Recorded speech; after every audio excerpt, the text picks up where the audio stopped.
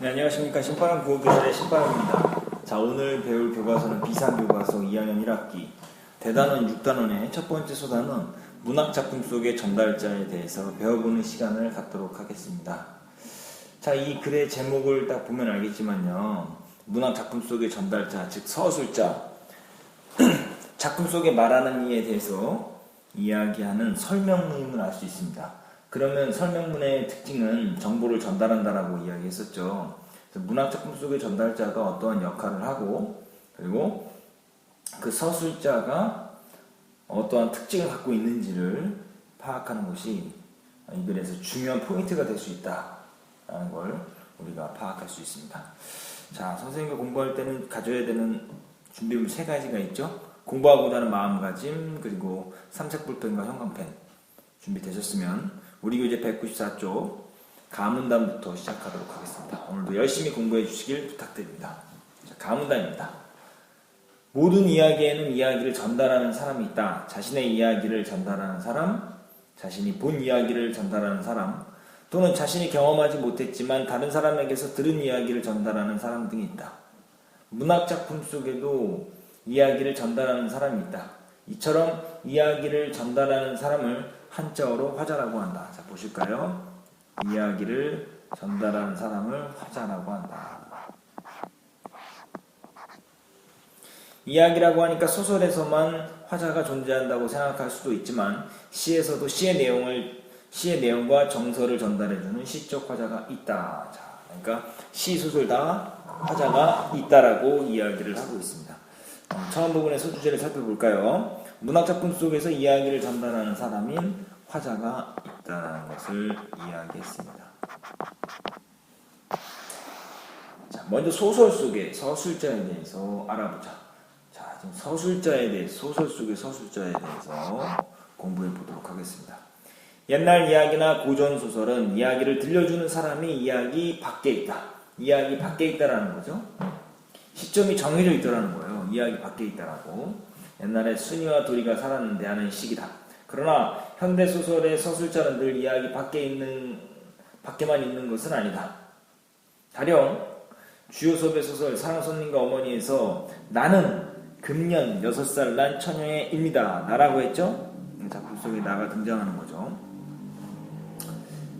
내 이름은 바구키이고요 라고 시작하듯 전달하는 나라는 사람이 이야기 속에 들어있다. 자, 고전소설에서는 어떻다라는 거죠? 이야기를 들려준 사람이 밖에 있다. 그럼 이건 무슨 시점? 3인칭 시점이라는 소리죠. 작가가 이야기를 하고 있다는 거죠. 근데 현대소설에서는 나라는 사람이 이야기 속에 들어가 있다. 이건 무슨 시점이죠? 1인칭 시점이 됩니다. 자, 고전소설과 현대소설의 차이점이 좀 있죠. 자, 다음 문단 계속해서 볼게요. 이야기를 해주는 사람, 즉 서술자가 어디 있느냐를 따져 우리는 시점이라는 말을 쓴다.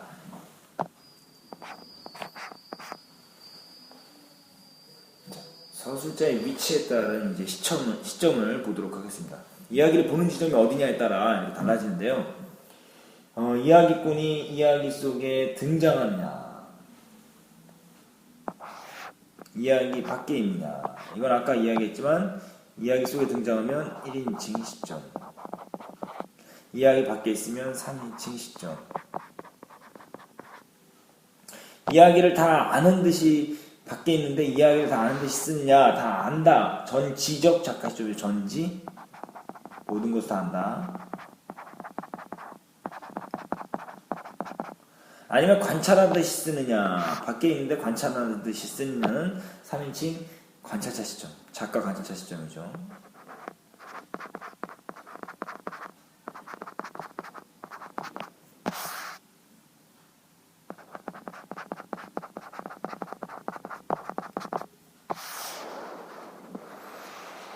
또 이야기꾼이 이야기 속에 등장하는 경우도 1인칭 시점이죠. 1인칭 시점인데 주인공이냐. 1인칭 주인공 시점. 아니냐. 주인공이 아니면 뭐죠? 1인칭 관찰자 시점.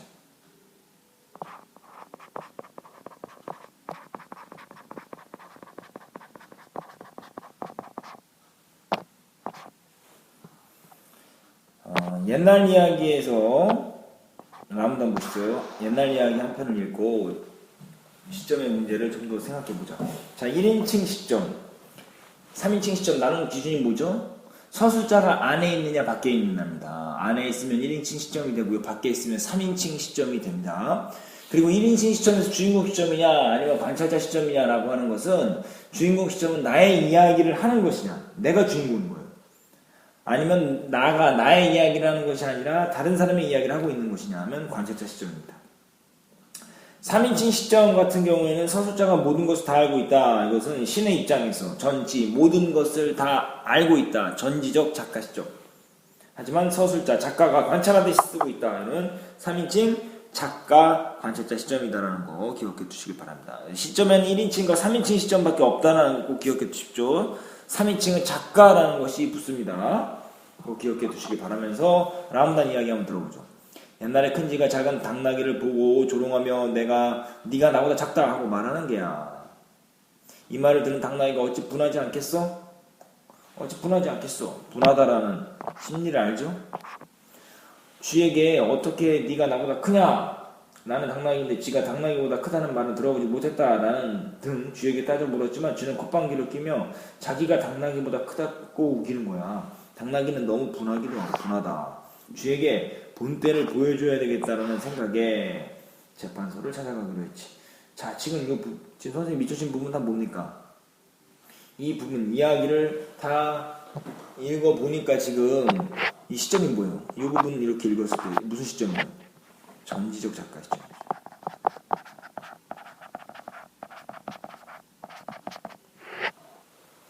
서술자가, 즉 작가가 인물의 심리를 다 파악하죠? 이게 전지적 작가 시점에 나타나는 특징이에요.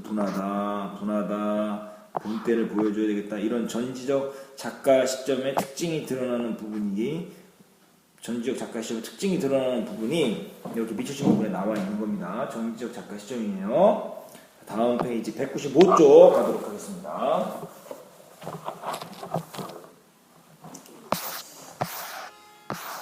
자초지종을 들은 재판관은 쉽게 결정을 내리지 못하고 공개 재판을 하기로 하여서 공개 재판이 열리고 재판관이 여러 사람에게 물으니 사람마다 하는 말이 이 쥐 크기가 당나귀만 하구나 라고 말하였어. 또 사람마다 당나귀를 보고 하는 말이 에게 당나귀가 쥐만큼 작네 하고 말하는 것이었지. 이에 재판관은 당나귀가 작다 하고 판결을 하였어. 사람들의 의견에 따라서 판결했네요. 당나귀가 아무리 작은들 어찌 쥐만 못하겠는가마는 여러 사람의 말이 무서운 것이라 중구난방을 막을 수 없었던 게지. 이거 기억 니은으로 묶은 부분. 이건 뭐예요? 서술자의 판단이죠. 서술자의 생각이잖아요. 이게 전지적 작가 시점의 특징이라는 거예요.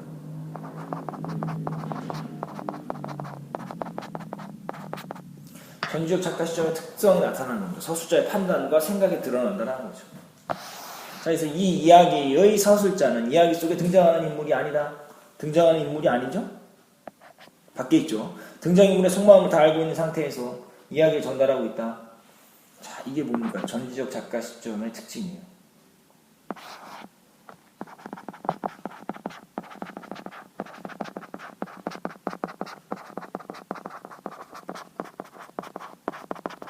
자, 보세요. 이야기 속에 등장하는 인물이 아니며 등장인물의 속마음을 다 알고 있는 상태. 그리고 그것을 다 이야기를 전달한다는 게 전지적 작가 시점의 특징입니다. 이런 시점을 전지적 작가 시점이라고 한다. 이것은 서술자가 마치 신처럼 모든 것을 다 알고 있는 상태에서 이야기를 서술하는 방식이다. 자, 전지적 작가 시점의 정의입니다. 전지적 작가 시점의 뜻.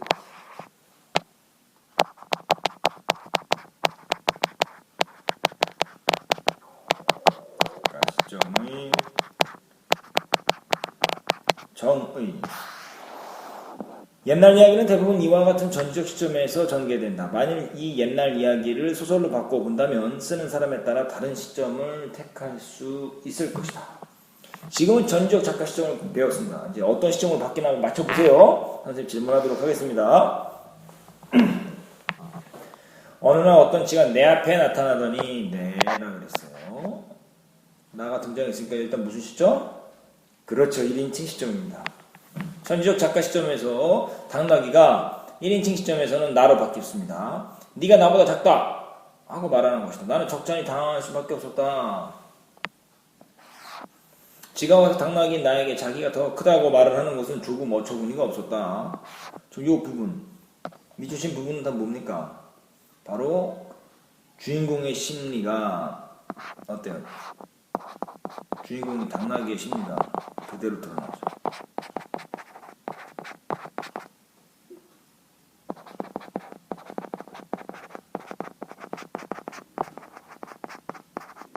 나의 입장에서 나의 속마음이 다 알 수 있죠. 나의 속마음을 다 알 수 있죠. 그걸 직접적으로 이야기하기 때문에 이게 1인칭 무슨 시점입니까? 주인공 시점이 되는 거죠. 1인칭 주인공 시점의 이야기입니다.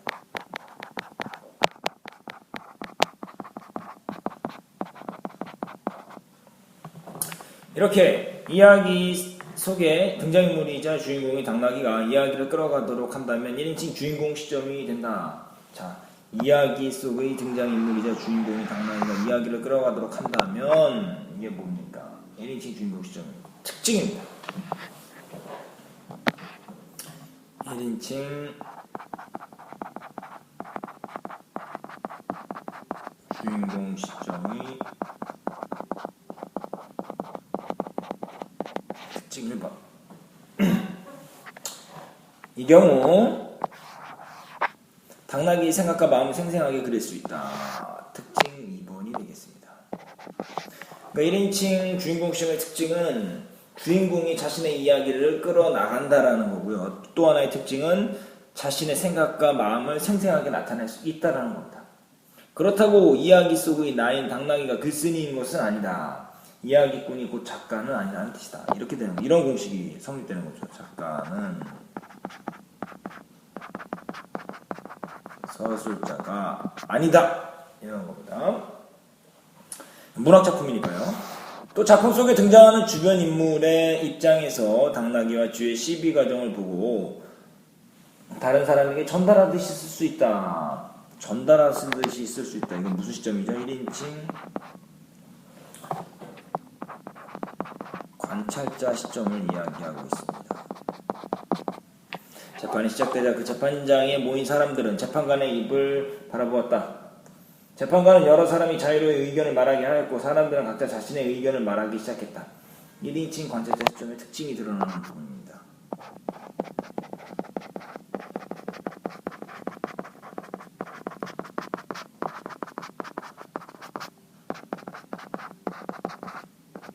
(1인칭 관찰자 시점의 특징이 드러나는데 뭡니까? 본 것을 어떻게 전달하고 있어요? 객관적으로 전달합니다. 객관적으로. 바라보고 있는 것을 객관적으로 전달한다. 쥐의 크기가 당나귀만 하네. 당나귀의 크기가 쥐만큼 작네. 나는 당황한 당나귀의 표정과 갈수록 득이양양해진 쥐의 얼굴을 번갈아 바라보았다. 이게 바로 뭡니까? 1인칭 관찰자 시점의 특징이 드러나는 부분입니다. 이윽고 재판장에 모인 사람들의 얼굴을 바라보며 재판장은 모인 사람들의 얼굴을 바라보며 당나귀가 작다 하고 판결하였다.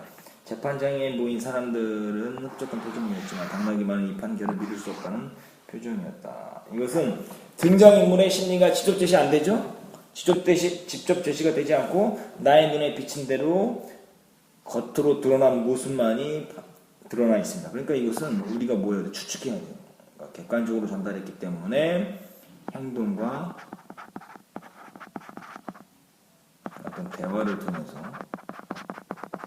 인물의 심리를 독자들이 추측해야 돼요. 독자들이 인물의 심리를 추측합니다. 겉으로 드러난 상황을 보고서요.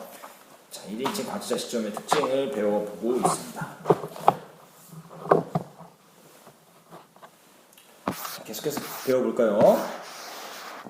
여기에서는 주변 인물인 나가 재판의 모습과 인물들을 관찰하며 독자에게 이야기를 전달하고 있다. 나가 등장한다는 거죠.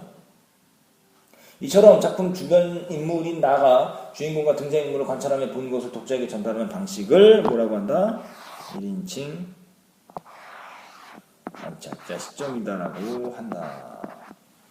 이때 서술자인 나는 사건과 깊은 관련은 없지만 주인공을 지켜보고 사건을 전달해 줌으로써 사건을 좀 더 객관적으로 바라볼 수 있게 해준다. 1인칭 관찰자 시점의 특징입니다.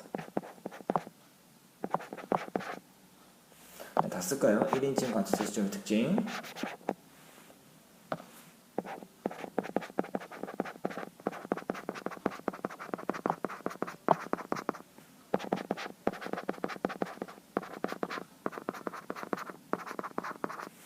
인칭 관찰자 시점의 특징이다. 이처럼 시점은 서술자가 이야기를 끌어나가는 여러 방법을 말한다. 따라서 어떤 시점을 택하느냐에 따라 글의 주제와 내용, 표현 방식이 달라질 수 있다. 즉 시점은 작가의 사상이나 주제의식과도 밀접한 관련이 있는 것이다. 이처럼 시점은 뭐라고요? 서술자가 이끌어나가는 여러 가지 방법, 시점의 의미입니다. 시점의 의미. 이야기를 끌어나가는 방법이 바로 시점이다. 그래서 어떤 시점을 택하느냐에 따라서 주제와 내용, 표현 방식이 달라질 수 있다. 그만큼 어떻다라는 거죠? 시점이 중요하다는 거죠. 시점이 왜 중요하냐? 글의 주제와 내용, 표현 방식이 달라지고 작가의 사상이나 주제의식과도 밀접한 관련이 있기 때문에 어떻다라는 거예요? 시점이 중요하다. 시점의 중요성.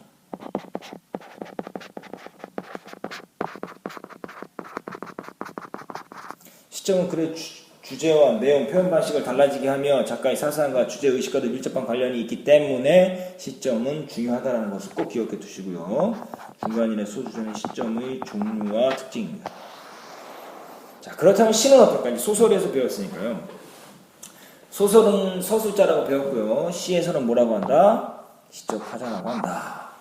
아문단 봅니다. 그렇다면 시는 어떨까? 시에도 시의 내용과 정서를 전달해주는 전달자가 있다. 이를 시적 화자라고 하는데 시 속에서 말하고 노래하는 주체이다. 시인은 시 속에서 어떤 사람이라도 될 수 있다. 어린아이가 되어 천진난만한 시선으로 사물을 대할 수도 있고 어른이 되어 삶의 아름다움과 깨달음을 노래할 수도 있다. 이처럼 시인은 자신이 전달하고 싶은 생각이나 정서를 효과적으로 전달하기 위해서 시적 화자를 내세운다. 시적 화자를 내세우는 이유죠.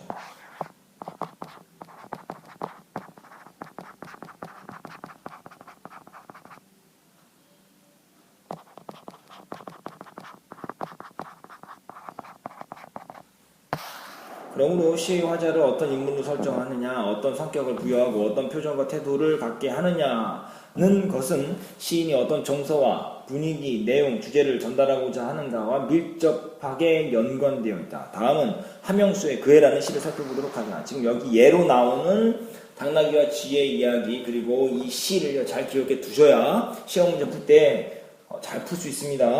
자, 한번 집중해서 보시죠. 내만 집안에 있으면 나오죠? 시적 화자죠, 이게.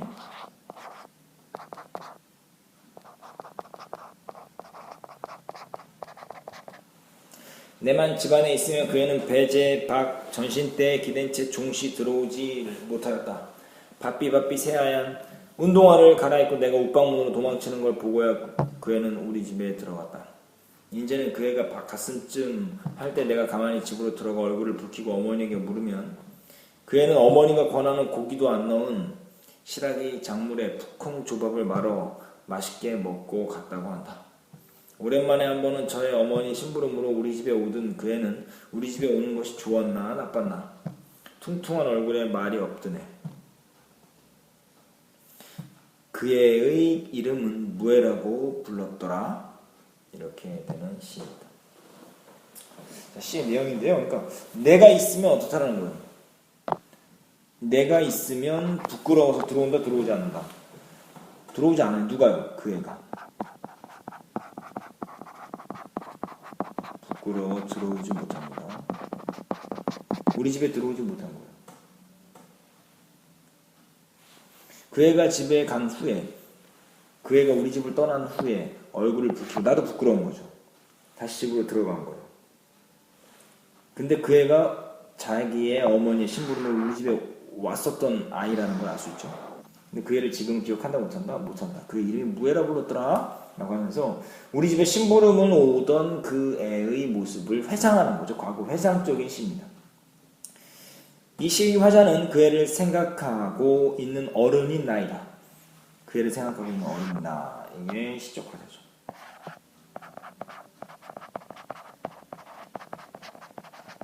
하명수 시인의 그 애라는 시의 화자가 어른이 나요. 지금은 이름도 잊어버린 그 애라고 부를 수밖에 없는 아련한 기억을 되새기며 그 시절 가슴을 두근거리던. 다음 페이지 넘어가 볼까요? 감정을 추억하고 있는 것이다. 이게 시에 나타난 상황이죠. 시를 분석하는데 상황, 정서, 태도로 파악하는 것입니다. 만약 이 시의 화자가 어른이 나가 아닌 어린 시절의 나였다면 어떻게 될까? 그 애와 기억이 나지 않는 추억에 대한 아련한 그리움은 묻어나오지 않을 것이다. 시는 시적 화자를 어른인 나로 설정함으로써 어린 시절에 대한 그리움, 아련함의 정서를 표현하고자 하는 것이다. 자, 그 시적 화자를 어른인 나로 설정한 이유는 바로 이것 때문이죠. 어린 시절에 대한 그리움과 아련함의 정서를 표현하기 위해.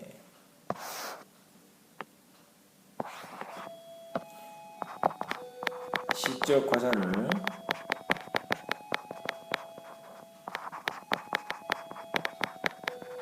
어른으로 설정한 이유입니다.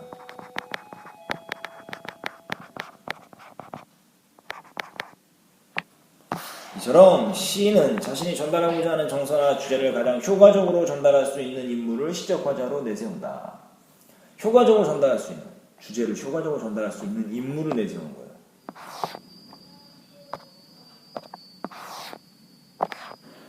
그렇다면 시적 화자가 잘 드러나지 않는 경우도 있을까? 다음 김종삼의 묵화를 살펴보도록 하자. 물 먹는 소 목덜미에 할머니 손이 얹혀졌다. 이 하루도 함께 지났다고 서로 발잔등이 부었다고 서로 적막하다고. 서로 할머니하고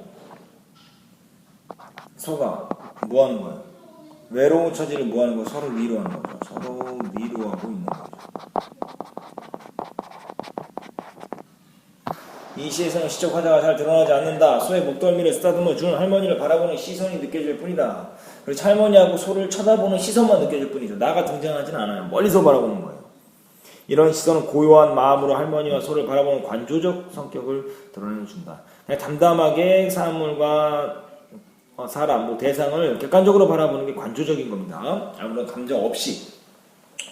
시적 화자는 저물녘 할머니와 소를 보면서 외로운 처지에 대한 연민, 그리고 사람과 동물이 교감하는 정서 등을 조금은 쓸쓸하게 그리고 있는 것이다. 이게 주제예요. 이 시의 주제입니다. 만약 이 시 화자가 할머니라면 어떻게 될까? 시적 화자가 할머니라는 것을 드러내기 위해 짧고 군더더기 없이 쓰기는 쉽지 않을 것이다. 생각해보라. 시에서 할머니를 묘사하기 위해 얼마나 많은 장치가 필요한지. 시인은 자신이 바라본 풍경을 한 폭의 그림처럼 제시하면서 그 속에 시인의 감정과 정서를 담아내고 있는 것이다. 시적 화자를 드러내지 않을 때의 특징입니다.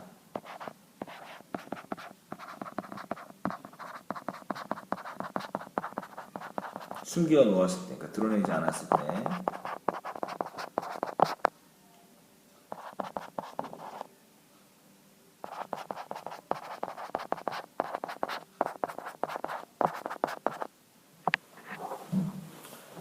어떠한 상황과 그리고 정서를 한 폭의 그림처럼 제시할 수 있다는 게 시적 화자를 드러내지 않을 때의 특징입니다. 그래서 이번에는 시적 화자의 특징과 역할에 대해서 배워보았습니다. 지금까지 이런 말이 나올 때 이제 정리하겠다 이런 뜻으로 생각해 두시면 됩니다. 설명문의 마지막 부분은 요약 정리하는 것이죠. 우리는 소설과 시를 중심으로 문학작품의 세계가 누구의 눈을 통해서 전달되는지 살펴보았다. 시와 소설 속에서 등장하는 서술자 그리고 시적 화자를 우리가 배워보았어요. 문학작품은 같은 소재나 내용이라 하더라도 그것이 누구의 눈을 통하여 전달되느냐에 따라 작품의 분위기나 정서, 표현 방법 등이 달라진다. 그것은 어떤 우연에 의한 것이 아니라 작가가 전달하고자 하는 사상이나 감정, 주제를 가장 잘 전달할 수 있는 문학적 장치를 의도적으로 선택한 것이다. 누가요? 작가가 자신의 주제를, 자신이 하고 싶은 말을 효과적으로 드러낼 수 있도록 서술자와 시적 화자를 선택하는 거죠. 따라서 문학작품을 감상할 때 누구의 눈을 통해 전달되는지 파악한다면 작품을 더 깊고 넓게 감상할 수 있을 것이다. 이게 뭡니까? 주제입니다.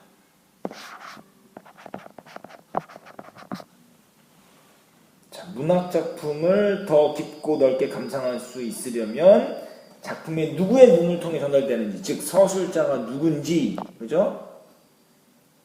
작품 누구의 눈을 통해 전달되는지를 파악한다면 이게 뭐예요? 이게 바로 뭐야? 서술자가 누군지라는 것을 파악하는 것이죠. 서술자 혹은 누구니까? 시적화자. 시적화자를 잘 파악하면 작품을 더 깊고 넓게 감상할 수 있다. 이게 가능하면 이게 된다는 소리죠. 자, 문학 작품 깊고 넓게 감상하기 위해서는 작품 속의 화자를 파악해야 한다라고 이야기하면서 글을 마치고 있습니다. 자, 198쪽의 압축 파일을 보시면서 정리하도록 하겠습니다.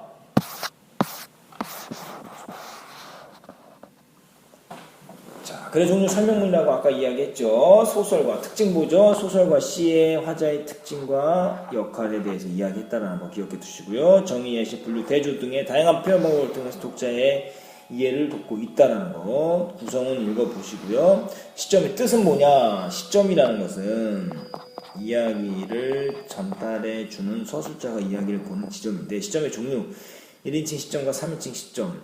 1인칭 시점 서술자가 작품 안에 있지만 3인칭 시점 서술자가 작품 밖에 있다. 그래서 즉 작가가 되고 이것은 나가 된다라는 것. 1인칭 주인공 시점. 소설 주인공인 나가 자신의 이야기를 하고 주인공이 자신의 이야기를 함으로 주인공의 생각과 마음이 생생하게 직접적으로 드러난다. 그렇죠. 하지만 1인칭 관찰자 시점은 소설 속 주변 인물이 나가 주인공과 등장인물을 관찰하며 본 것을 독자에게 전달한다. 서술자인 나가 주인공을 지켜보고 사건을 전달하여 독자가 사건을 좀 더 어떻게 바라볼 수 있도록? 객관적으로 바라볼 수 있도록.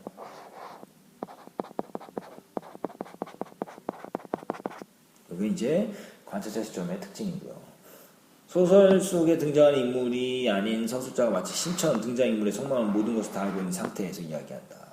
이게 전지적 작가 시점이죠.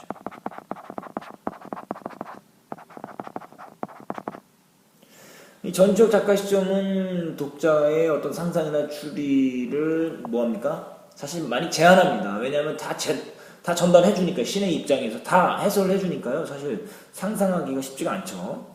3인칭 관찰자 시점은 소설 밖의 서술자가 객관적 위치에서 인물의 말과 행동 등을 관찰하여 서술한다. 라는 게 이제 소설의 시점을 우리가 배웠고요.